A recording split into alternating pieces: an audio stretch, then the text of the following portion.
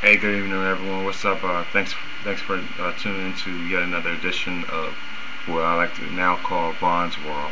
That's my YouTube channel, and you can also follow me on blogtalkradio.com. And the title of my segment, my podcast, would be Vaughn's World Sports Podcast. So so once again, that's Vaughn's World and Vaughn's World Sports Podcast on blogtalkradio.com, and I'll be posting a link to that podcast very shortly. But what I'd like to talk about now is recently, as of about last week or so. I guess I was a little late as to like really striking this topic, but I'd like to address it now. And on Slam Online, there was an article in which Oscar Robertson had made a statement saying that the team with saying that his team of himself, Jerry West, Elgin Baylor, Bill Russell, and Wilt Chamberlain would beat the '92 Dream Team. And so of course we all know the roster of that 1992 Dream Team, which just ran away with the Olympic gold medal. That team was just stacked from top to bottom, full of nothing but Hall of Famers, including one that shouldn't have been there, Christian Laettner.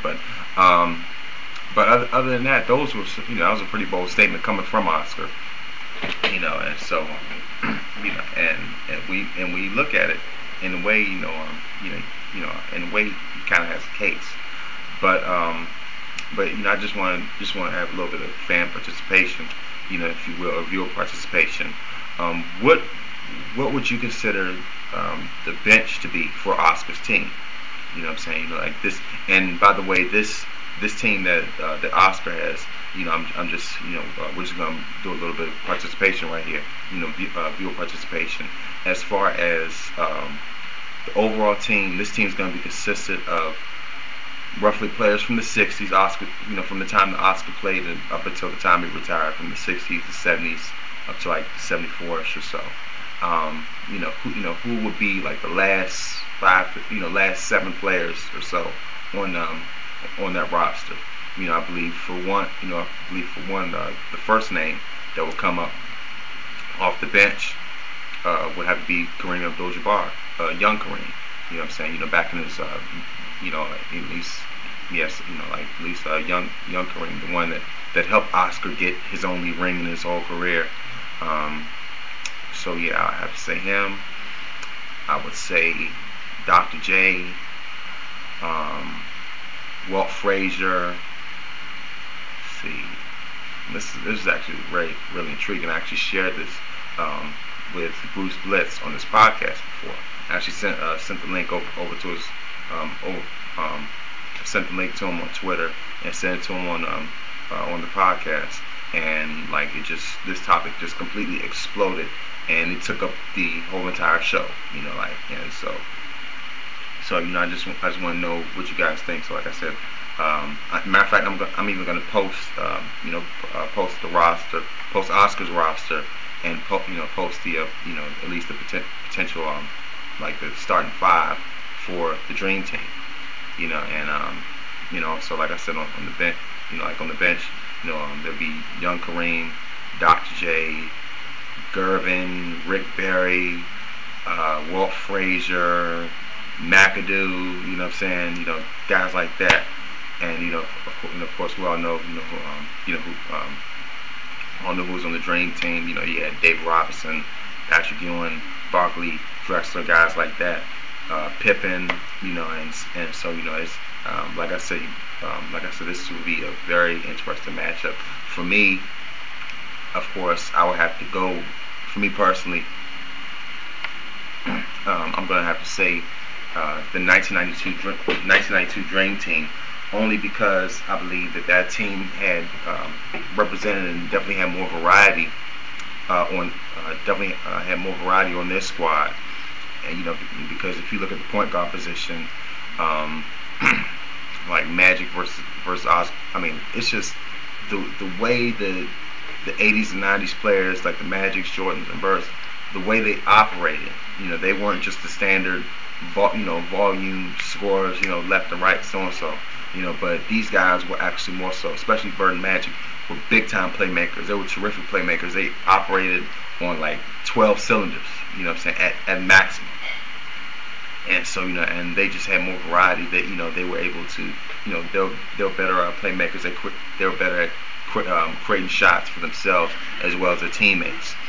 So and like when it comes to the point guard position, I don't think Oscar, is going to have his way with Magic Johnson as much as he did, with the smaller point guards. This isn't Bob Cousy or Sam Jones, with all due respect to the Celtics. This is Magic freaking Johnson, 6'9", 225-pound point guard in his prime, So so it's not like Oscar's going to be totally backing him all the way down into oblivion pretty much and just turning around doing a jump shot. No. This is a 6'9" point guard. This is a guy who was a superb ball handler. I believe the best of his time. A guy who could operate the fast break like clockwork. This is a guy who's able to get the rebound. Operate on the fast break. Do a spin, a spin move midway through. Just to beat the defender and break the defender off him. The no-look pass. With his amazing court vision and peripheral vision. The way he was able to spot up his teammates even without even looking directly at them. So the guy was on a whole nother stratosphere, whole nother level of his own. So for a guy like that, and especially when it pertains to, in this matchup, especially when it pertains to Magic's reach, the height and reach advantage would definitely be key factors in regards to this matchup. Because like I said, Magic's got the height, got much longer arms, legs, whatever, and that's gonna help him, neutralize Oscar. So so when Oscar's, or at least when Oscar's trying to do, his post moves, or whatever, I think Magic's reach as far as being able to sneak up on them, and at least get like a steal or two or something, and then being able to create his own shots, create shots for others.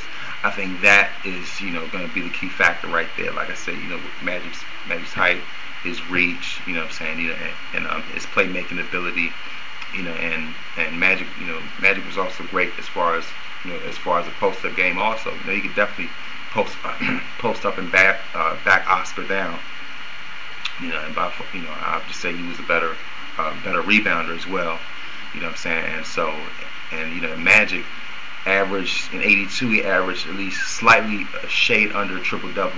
If you want to round it up to a triple-double, you can. 18.5 points, 9.5 rebounds, 9.5 assists per game, or something like that. It's back at '82, so he averaged slightly a shade under a triple-double.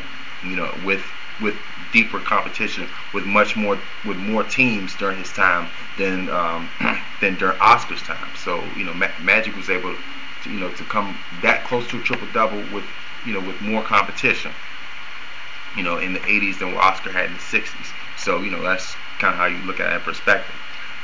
So I would definitely I would say that the Magic especially when it comes to getting a hook shot off and things like that. I think that would definitely work in Magic's favor. And plus he was just a brilliant basketball mind. So like he had a tremendous IQ, and so I think things like that would definitely help Magic. Definitely help Magic out in this matchup. As far as we're looking at the starting five right now. As far as the shooting guard position, Jordan versus the logo Jerry West. We already know what's going to happen with this one. It's going to be pretty close when it comes to trading shots off. But but then at the same time, Jordan's going to be running West. He's going to be working them up and down the court pretty much. Throughout the whole game. So especially when Jordan's driving to the hoop.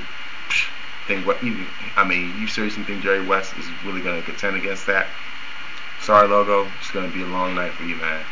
MJ's going to take that one. As far as the small forward position, Larry Bird versus Elgin Baylor. And by the way, I just want to, before I go any further, the dream team that's composed right now, this dream team that I'm putting up, each player is at their absolute peak in their prime.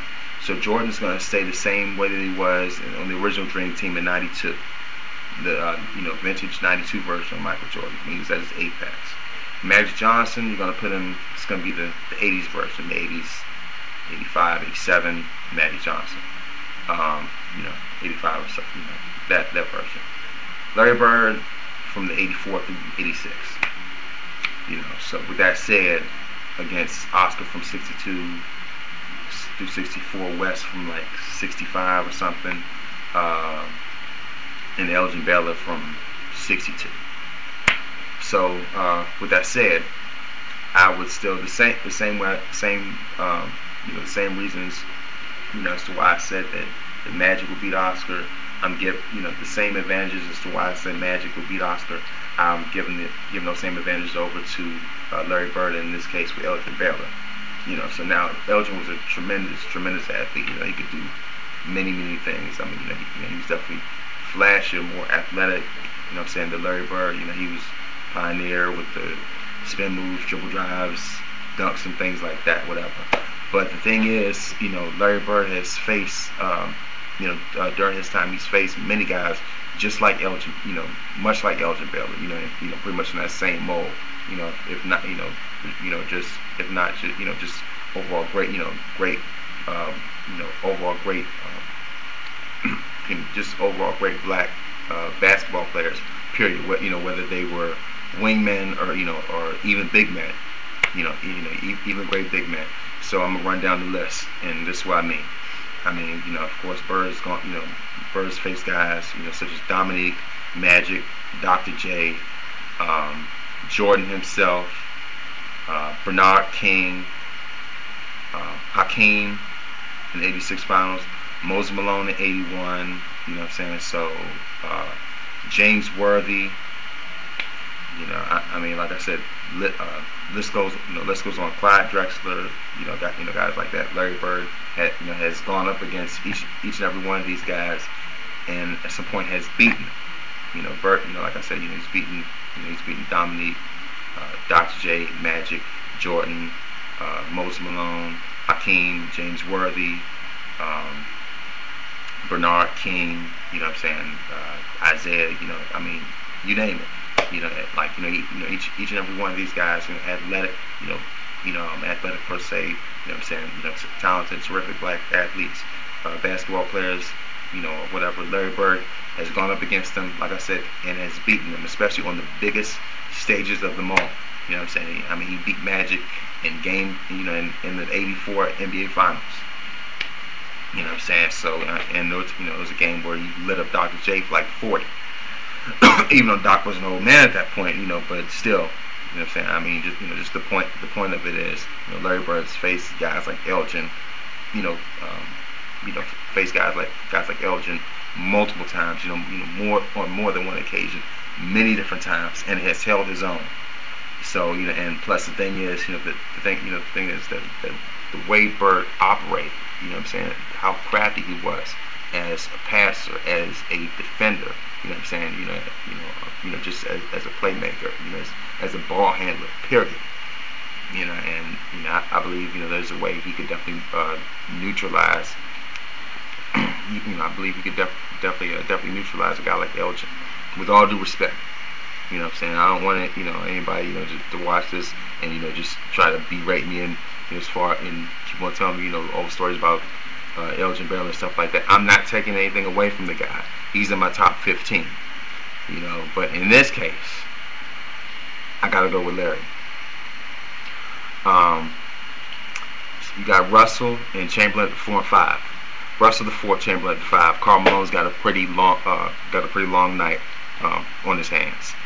And as far as the starting center, I'm going to have to go with the Admiral David Robinson. If you're just going off the 92 Dream Team roster, you know, Patrick Ewing's got to go on the bench, because if you got Pat out there trying to guard Wilt Chamberlain, Pat's going to get emasculated. Pat's going to get destroyed, you know, because you need somebody, you know, the Dream Team's going to need somebody that's fast on his feet and, you know, athletic enough, you know what I'm saying, that's going to guard a guy like Chamberlain.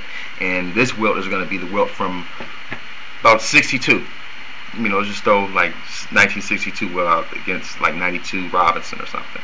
You know what I'm saying? So, you know, you need somebody that's really going to hold their own. And the Dream Team's going to be doing a lot of transition. You know what I'm saying? You know, a lot of fast break, and, you know, and just the weight, and, you know, and like they're going to be more, I believe, more strategic than the 60s, 70s team of Oscar.